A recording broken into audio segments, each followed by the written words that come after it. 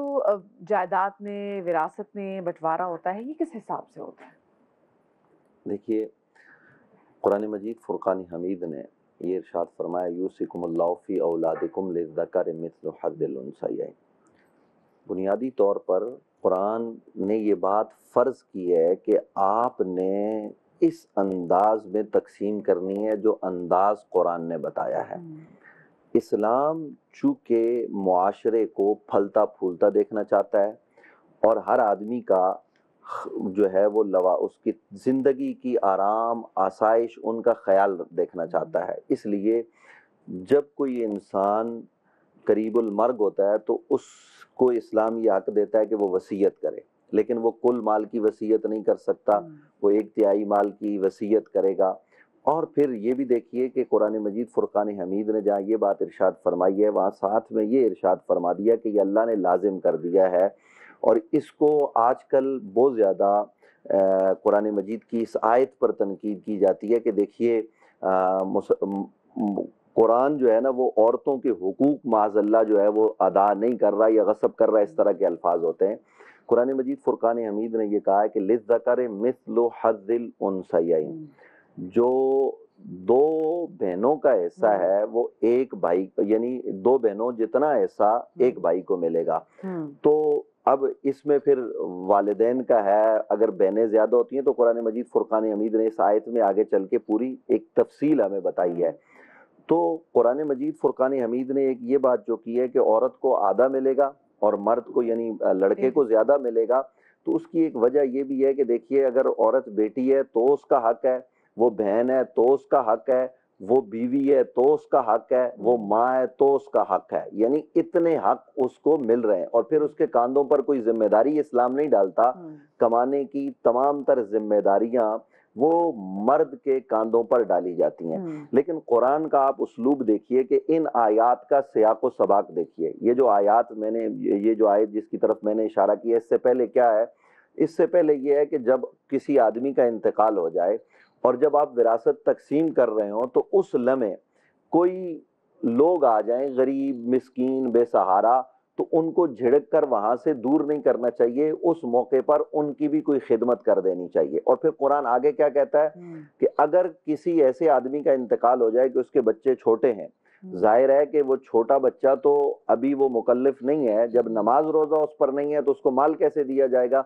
तो कुरान ये कहता है इन्नमा याकुलूना अम्वालल यतामा, यानी यतीमों का माल जुल्म के जरिए मत खाओ, क्योंकि ये जहन्नम में ले जाने वाला अमल है। और फिर कुरान आगे हमें तकसीम बता रहा है यूसिकुमुल्लाहु फी औलादिकुम लिज़्ज़करि मिस्लु हज़्ज़िल उन्सयैन। तो ये पूरा एक प्रोसेस है। यहाँ ये बात मैं अर्ज कर दूं कि चूंकि हम किसी खास पैराए में बात नहीं कर रहे, तलाक के मसाइल खास तौर पर और मीरास के मसाइल, यानी ये हर फैमिली का मामला मुख्तलिफ होता है। किसी घर में 10 फर्द होते हैं, किसी में 3 होते हैं। तो जनरली अगर कोई हमसे टीवी पे पूछेगा तो हम तो वो जवाब दे देंगे, वो कहेगा यही शरई जवाब है। इसका हम बेहतरीन हल ये बताते हैं कि आप पूरा सवाल तहरीर करें और उसको दारुल इफ्ता में किसी मुफ्ती के पास लेकर चले जाएं।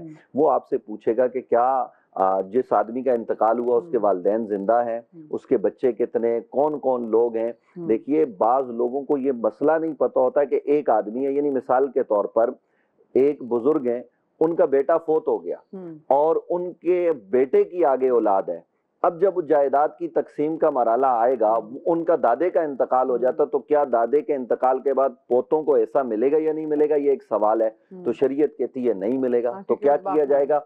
तो जब आप दारुल इफ्ता में जाएंगे तो फिर आपको फिक़्ह की जुज़ियात के जरिए बहुत सारे मसाइल समझने में आसानी हो जाएगी। मुख्तलिफ फ़िक़्हों में हम देखते हैं कि चीज़ें जायदाद को लेके भी वो थोड़ी डिफरेंट है। मुझे इमरान भी बताइएगा कि अगर दादा जिंदा हैं और आपके वालिद की डेथ हो जाती है तो क्या बच्चे का फिर दादा की विरासत में कोई हक बनता है? बिस्मिल्लाहिर्रहमानिर्रहीम। काफ़ी डिटेल माशाल्लाह मुफ्ती साहब ने बता दी।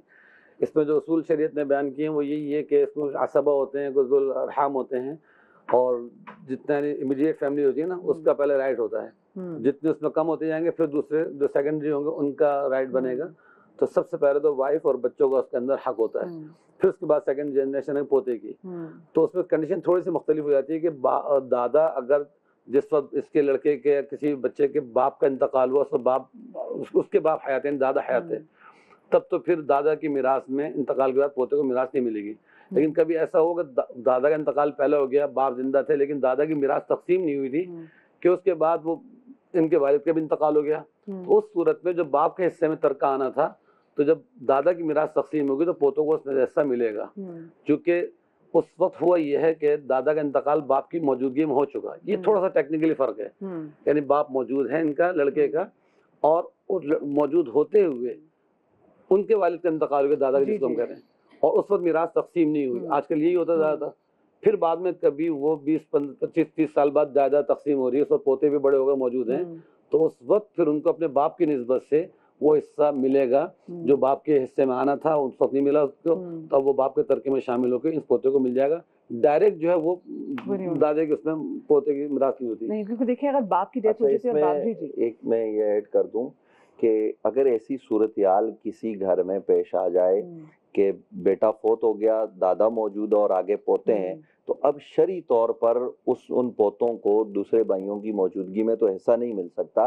तो इसके लिए दादा के पास इख्तियार है कि वो अपने माल की पोतों के लिए वसीयत कर दे। सही, क्योंकि देखिए यहाँ पे अगर बाप तक दादा की विरासत नहीं पहुंची है, मतलब अभी तक उन्होंने अनाउंस नहीं की, तो फिर यहाँ पे ज्यादा सवाल हो जाता है ना कि भी अगर बाप को नहीं मिले तो फिर आगे पोते को कैसे मिलेगी।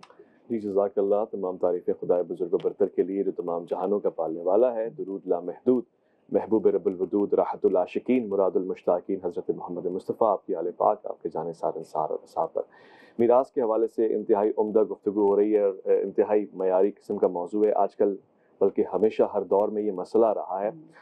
इससे अंदाज़ा लगाइए कि हुज़ूर सैयद वाला जाने दो आलम हज़रत मोहम्मद मुस्तफ़ा सल्लल्लाहु अलैहि वसल्लम ने फरमाया कि वो 5 चीज़ें जो रोज़े महशर पूछी जाएंगी, जिनका हिसाब देना होगा, उनमें से 2 बड़े सवालात माल के हवाले से हैं।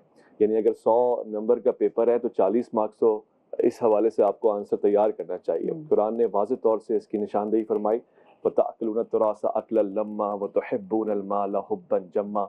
मना फरमाया इस हरकत को कि माल जमा कर लिए जाए, नाहक माल को या तकसीम किया जाए या जमा किया जाए, दोनों इसके खिलाफ है।